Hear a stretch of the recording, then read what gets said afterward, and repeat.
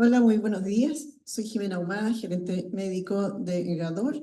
Y Gador es una compañía que tiene la licencia de Gilead Science para todos los productos de VIH en Chile.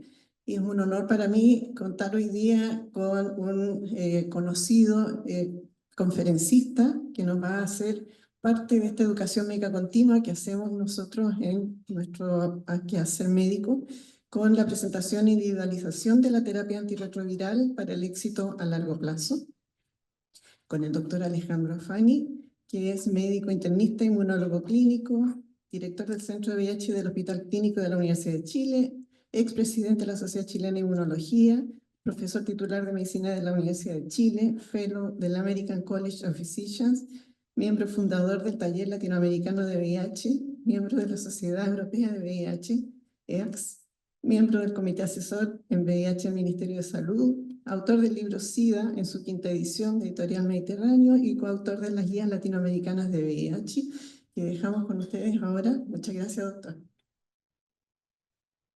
Muchas gracias, Jimena, y muy buenos días a todos. La verdad, estoy muy contento de estar acá. Es cierto que estuve un poco averiado el día de ayer, venía de un viaje largo de Tegucigalpa, que fue con muchas escalas y un poco cansado, pero realmente estoy muy contento de poder participar hoy día con ustedes acá. Y primeramente va a ser este simposio, que yo agradezco mucho la invitación de Gador, de Gilead, para ver el tema de la individualización de la terapia para el éxito a largo plazo. Esto será, a ver. ¿Cuál es para pasar? Ah, el de abajo. Ya, ahí están mis conflictos de interés. Bueno, ya es sabido por todos que hemos avanzado bastante en las terapias hoy día y que tenemos, a diferencia de lo que en el pasado, tenemos terapias que son mucho más potentes, eficaces, con pocos efectos adversos, con pocas toxicidades, con alta barrera genética, con baja resistencia transmitida y de alta conveniencia con una tableta una vez al día.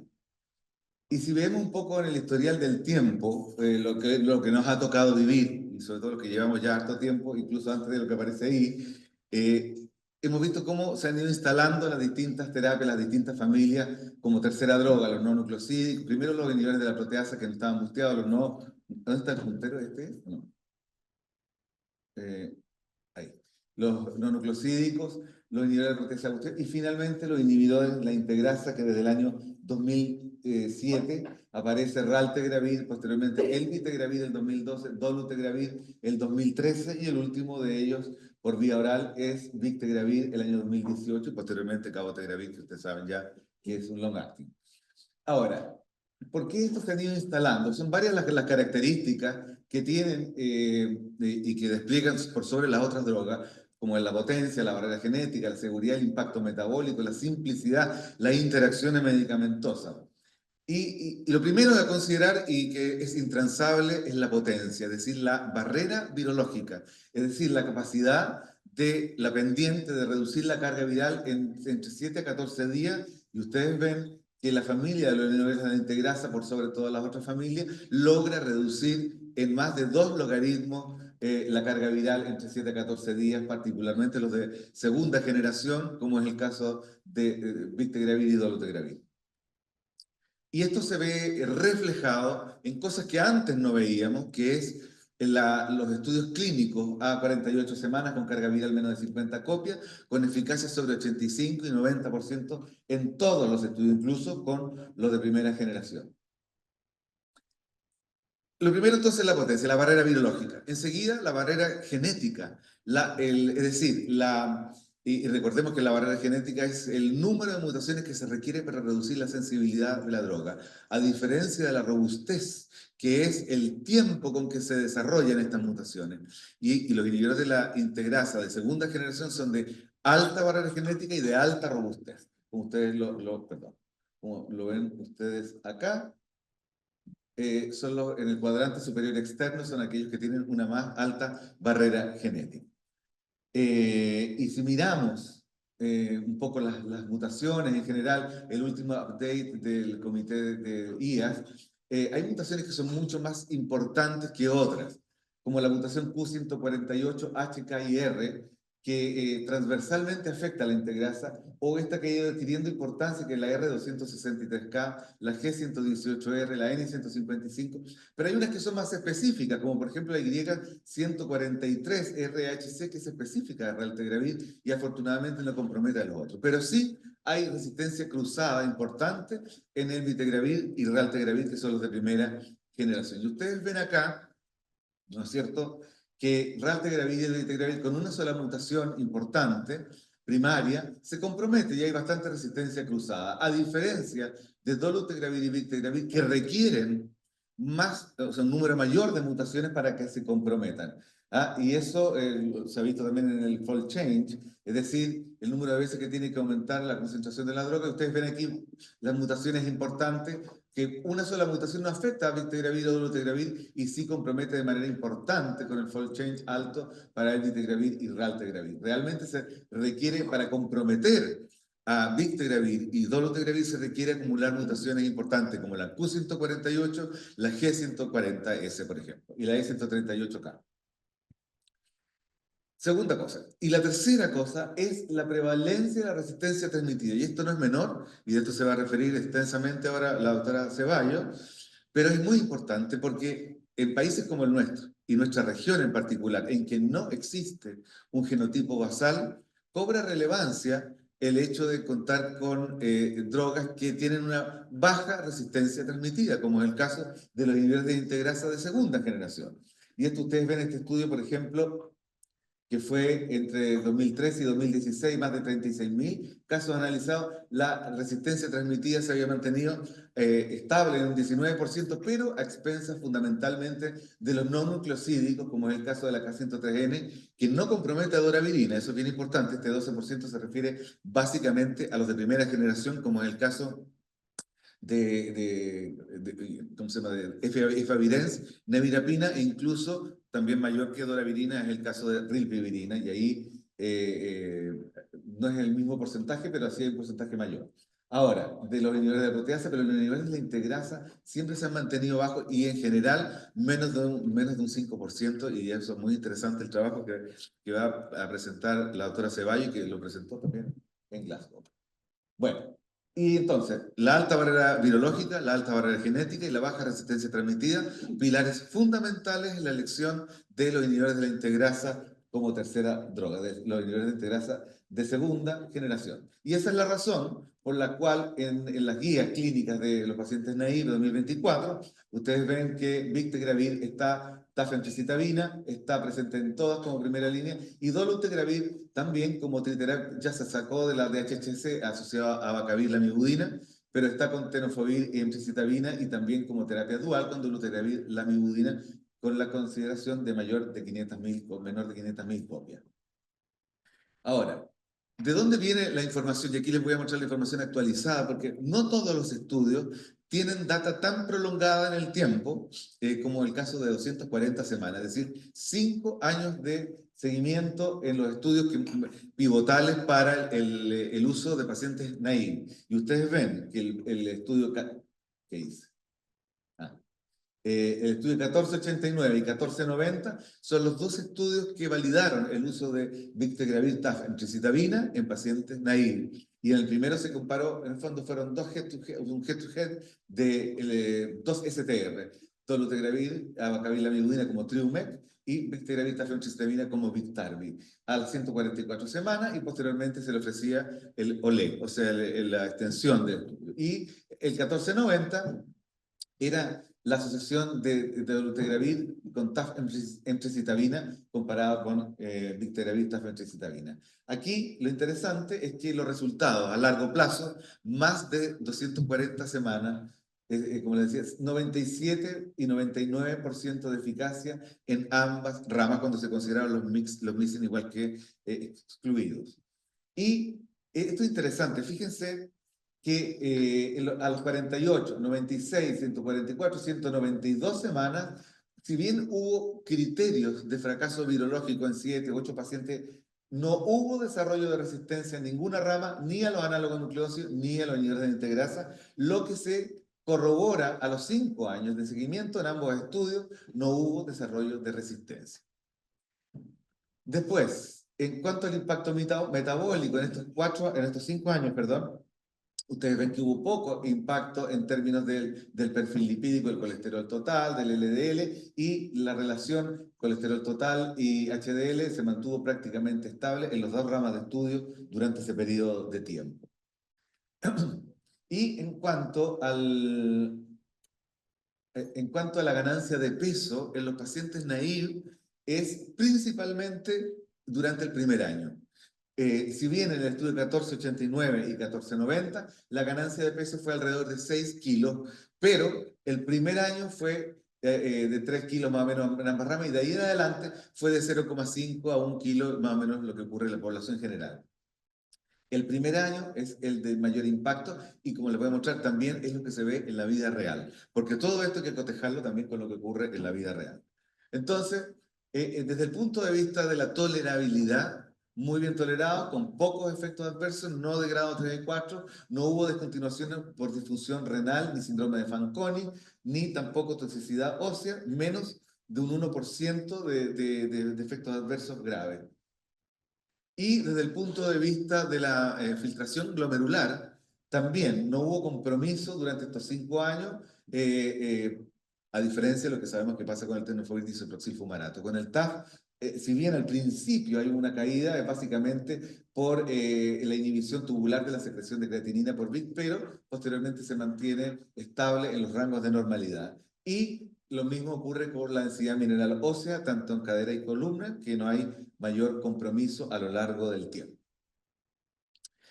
Ahora, se hizo un subanálisis después, porque es importante ver qué pasa con el grupo de mayores de 50 años. Y en estos 2 estudios se analizaron las personas mayores de 50 y los resultados de eficacia fueron los mismos, y también no hubo compromiso de la filtración glomerular en ninguna de las ramas, de los biomarcadores renales y de la toxicidad o la densidad mineral ósea tampoco.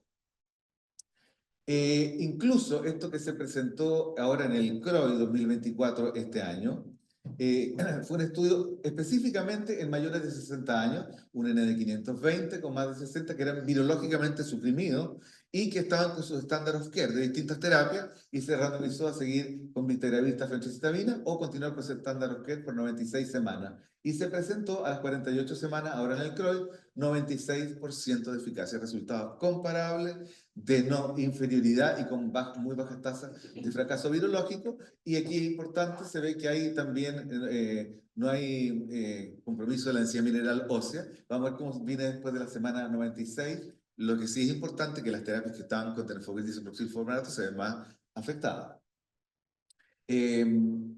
Posteriormente, se hizo un análisis de los estudios de switch, que son los 1844, 1878, de la mujer, que es el 1961, y el 4030, en mayores de 50 años a 48 semanas. Eran más de 1000 pacientes que estaban virológicamente suprimidos, y se dividió en los mayores y en los menores de 50 años. Y ustedes ven acá que las eficacias fueron de 94% en ambas ramas, con muy bajas tasas de fracaso virológico al switch y con muy buena tolerabilidad y sin mayores discontinuaciones, menos de un 1%. Esto es interesante porque fíjate que estos son quizás un análisis retrospectivo de las mutaciones. Y para ver la preexistencia de mutaciones tanto en la transcriptasa reversa como en la integrasa, y ustedes ven acá cómo, ¿no es cierto? Había pacientes que tenían la M184B, 1 o 2 o 3 TAM, etcétera, incluso la K65R, y la eficacia virológica no se ve comprometida con la preexistencia, y eso se determinó por DNA proviral. Es lo mismo al ver acá en los estudios 1489 y 1490, y acá el 18 de los de Switch, ustedes ven que había mutaciones de resistencia de integrasa y de los análogos nucleósidos, pero la eficacia fue siempre sobre 80-90%, independiente de las mutaciones pesquisadas. Lo que no quiere decir que está indicado cuando uno encuentra mutaciones de resistencia. Si ustedes tienen el antecedente de tener un genotipo basal, y por eso lo hacen también en Estados Unidos y en Europa, y si aparecen estas mutaciones, no le dejan. Es importante decir que nos impacta, y esto también es importante en nuestro país, que no hacemos este genotipo y uno lo puede dejar con tranquilidad. Bueno, y entonces, esto es bien interesante. Fíjense ustedes que los estudios 1489 y 1490, que son los estudios de Naim, el 1844 y 1878, que son los de Switch, el 1961, que es la mujer, este que es bien importante, el Brave, que es el de la población afroamericana, y el 1474, que es de pediatría y en adolescentes. En todos estos estudios no hubo desarrollo de resistencia, o sea, hubo fracaso virológico, pero no asociado a resistencia en ningún caso. Y entonces, a ver, de repente, parece que ahí. En cuanto a la toxicidad hepática, también al análisis de los estudios 1489 y 1490, no hubo mayor compromiso de las pruebas hepáticas, fueron transientes, revirtieron y no se asoció en ningún caso a hepatotoxicidad. Y también hubo seguridad en los pacientes que tenían hepatitis B y hepatitis C, y de ahí vinieron después los estudios Allianz, que se presentó inicialmente en el IEF de Montreal, pero esto se presentó ahora, en Glasgow 2024, hace menos de un mes.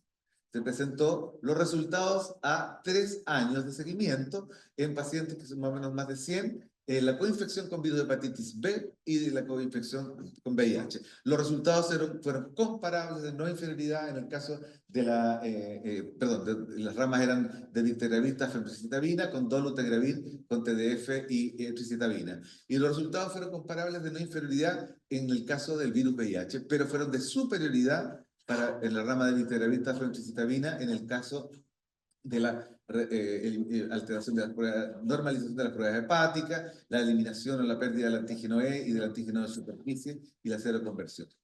Y además demostró en esta población ser seguro, lo que ya habíamos visto en los otros estudios, con menos de un 1% de discontinuación asociado a terapia. Perdón. Ya, esto es bien importante y que nos habla de la permisividad que tiene Vistagravir. Este fue un estudio de una cohorte francesa de París que se presentó el año pasado también. Esto se presentó en el Congreso del IAS en Brisbane. Eran pacientes de noviembre de 2018 a 2020, pero aquí lo interesante es que eran pacientes que solamente tomaban entre 4 a 5 días a la semana, lo que no quiere decir que esté indicada esta terapia en pacientes 4 o 5 veces al día. Solamente que se hizo este estudio para ver cuál era el grado de forgiveness o de régimen perdonador, por así decirlo. Y aquí ustedes ven que no hubo impacto importante en CD4 y en estas dos cohortes no hubo fracaso virológico, solo 2 pacientes a la semana 48 que tenían fracaso, pero que no hicieron resistencia y que reforzando la adherencia se hicieron también indetectables con vistagravir, tafemicitabina. Ya, veamos entonces que esta cosa se pega de ahí. ¿Y por qué ocurre esto? Esta es la razón. Recordemos que Vistagravir tiene una vida media intracelular de 38 horas, que es bastante mayor que todos los otros inhibidores de la integrasa, y eso ayuda a este régimen de permisividad. Emtricitabina tiene una vida media de 10,4 horas en el plasma, pero tiene 39 horas intracelular.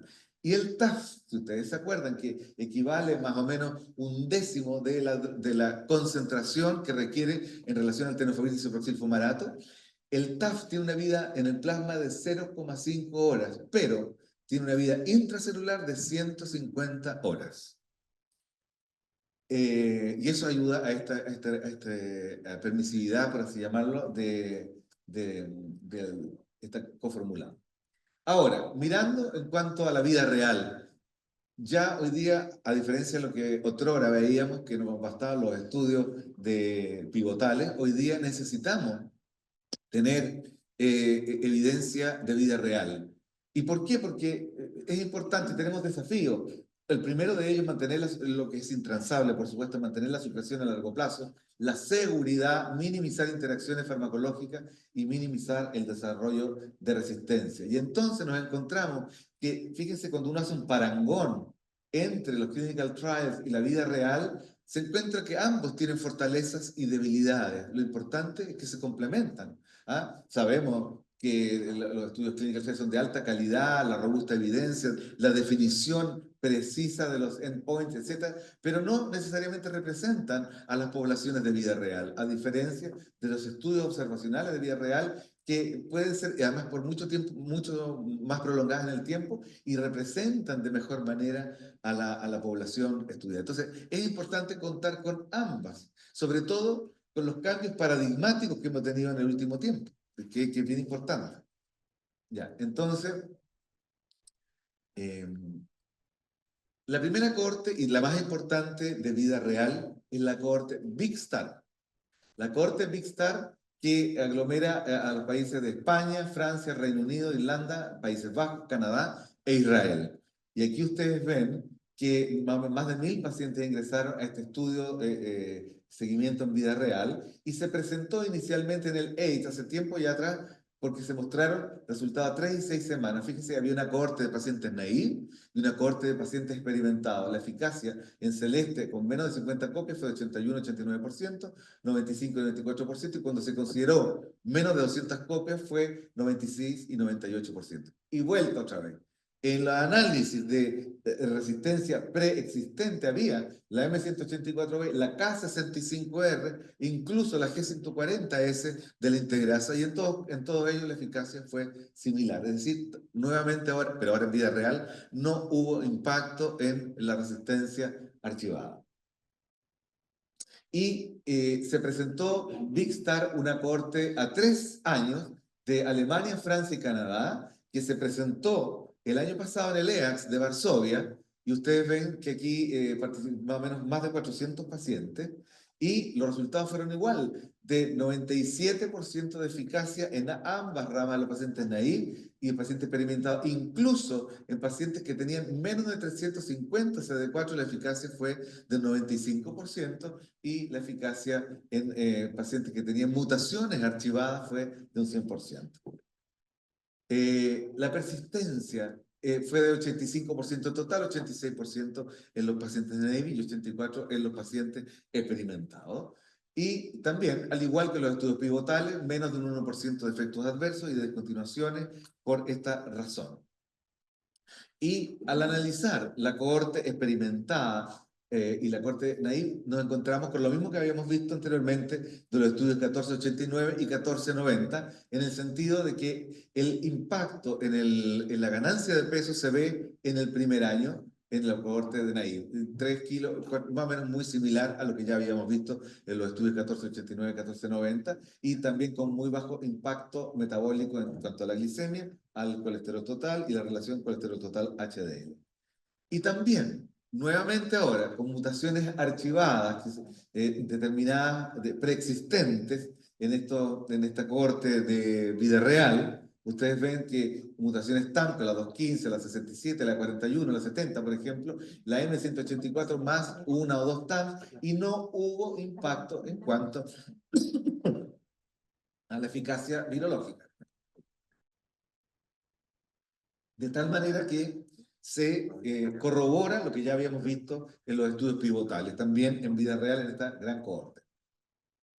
Y después, ahora se mostró en Glasgow, esta misma cohorte, este subestudio de Canadá, Francia y Alemania, a 4 años, y se ven los mismos resultados de eficacia virológica, 96, 97, 98% a 4 años, en la cohorte experimentada 96, 98 y 97%, con bajas tasas de fracaso virológico. No hubo emergencia de resistencia, lo que ya también habíamos visto en los estudios pivotales. Y también, lo mismo, la seguridad, escasos efectos adversos secundarios de grado 3 y 4, y también aquí ya se comienza a hablar y se comienza a instalar las encuestas de satisfacción que muestran una alta satisfacción en estos estudios y también en otros estudios de vida real, en que ya se comienza a colocar al centro al paciente en cada uno de los estudios, tanto pivotales como los de vida real.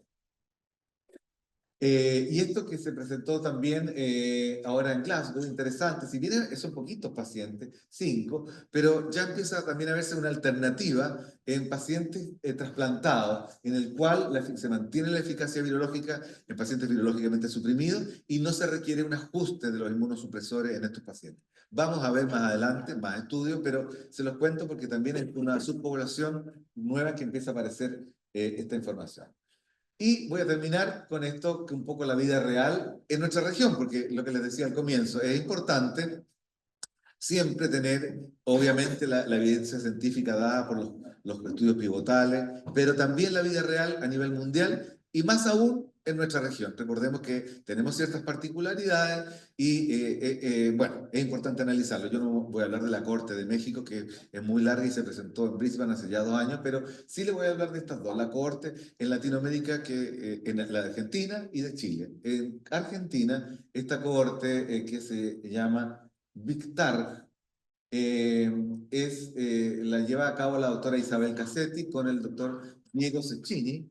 Ellos gentilmente me pasaron estos datos para poder mostrarlo, y aquí ustedes ven que es una cohorte de 2.671 pacientes y con 72% hombres, una edad media de 45 años, y las comorbilidades principalmente de dislipidemia, hipertensión y obesidad. Aquí están los datos basales, pero principalmente naive era el 11%, 12, casi el 12%, y 88% de experimentados. El seguimiento a 6 y 24 meses en estos pacientes, tanto en la cohorte naive como experimentado, ustedes ven eficacias de 97, 99% cuando es menos de 200 copias, y 88 y 97% con menos de 50. Y a las 24 meses tenía 89 y 97% de eficacia y con una importante recuperación de linfocitos CD4.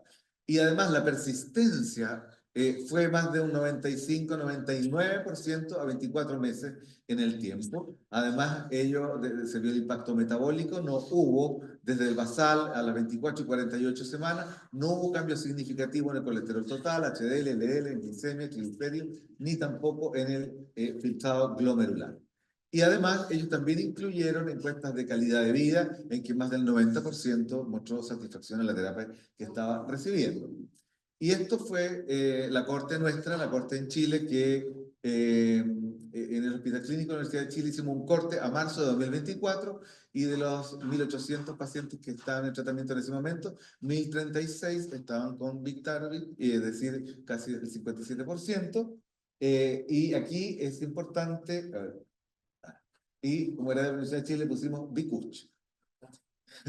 Bueno, y esta es una cohorte de 464 pacientes, a diferencia de la Argentina, que hay un porcentaje importante de pacientes naive, el 37,5%, 62% en switch, el 98% de hombres, y de hombres que tienen sexo con hombres, principalmente, aquí están los recuentos CD4 y la carga viral, que no nos vamos a detener, pero en cuanto a las comorbilidades, como era principalmente gente joven, fíjense ustedes que sin comorbilidad era más o menos el 70%, y con una comorbilidad del 22%, pero más de eso era baja porque estamos hablando de gente joven en general.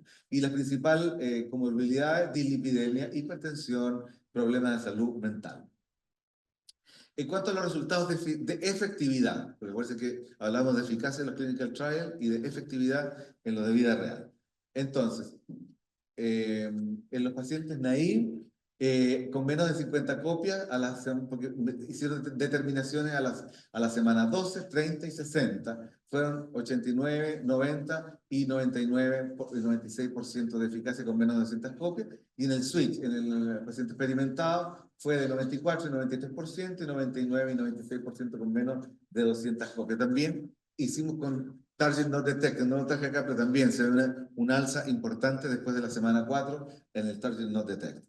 Y en cuanto al recuento de linfocitos CD4, fíjense que esto es bien interesante porque los pacientes naive, el 68% tenía más de, perdón, claro, más de 200, y teníamos un 12% de personas que tenían menos de 50 CD4, y casi un 30% que tenía menos de 200. Pero a la semana 60 el 93% ya tenía sobre 264 y no había pacientes con menos de 50. En el switch, bueno, hubo más o menos un cambio, se mantuvieron el 92 a 96% a la semana 60. Y en cuanto al perfil lipídico y la función renal, no hubo, al igual que en la cohorte Big-STAR y la cohorte de Big-TAR de Argentina, no hubo impacto en el colesterol total, en el LDL, triglicéridos, creatinina, glicemia. Y efectos adversos prácticamente no hubo descontinuaciones por eventos graves 3 o 4, ni compromiso renal ni hepático, fueron leves a moderados. Y la tolerabilidad y la adherencia también fueron sobre 85 y 90% en ambas cohortes, todas las semanas medidas, al igual que la adherencia, que fue medida en cuanto a los olvidos al mes. Y también hicimos encuestas de calidad de vida, el EQ5D, y se vio distintos tipos de calidad de vida, que son encuestas validadas, y mostraron una alta percepción y buena calidad de vida en general. Entonces, finalmente les quería mostrar una comparación de lo de vida real entre la cohorte argentina y la cohorte nuestra, que, bueno, una diferencia importante del número de pacientes, recordemos que tienen 2,5 veces la población nuestra. La población de pacientes NAI fue de 12%, nosotros 37%, y de experimentados fue 88% versus un 62%. Las comorbilidades fueron similares: dislipidemia, hipertensión, obesidad, dislipidemia, hipertensión, salud mental. Y en cuanto a la efectividad, con menos de 50 copias a 24 meses, fue de 90% de los naive y 93% de los experimentados, y nosotros fue de 50%, de 50 copias a 60 semanas, 90 y 98% de eficacia. En ninguna de las dos cohortes hubo fracaso virológico con resistencia, al igual que los estudios pivotales y al igual que la cohorte Big-STAR. Escasas de discontinuaciones y no por efectos adversos. Buena tolerabilidad y adherencia en ambas cohortes. Aquí están las personas que les agradezco por la presentación. Este fue el póster que me tocó presentar ahora en Glasgow hace un poco tiempo atrás. Así que básicamente eso es lo que yo les quería mostrar. Muchas gracias.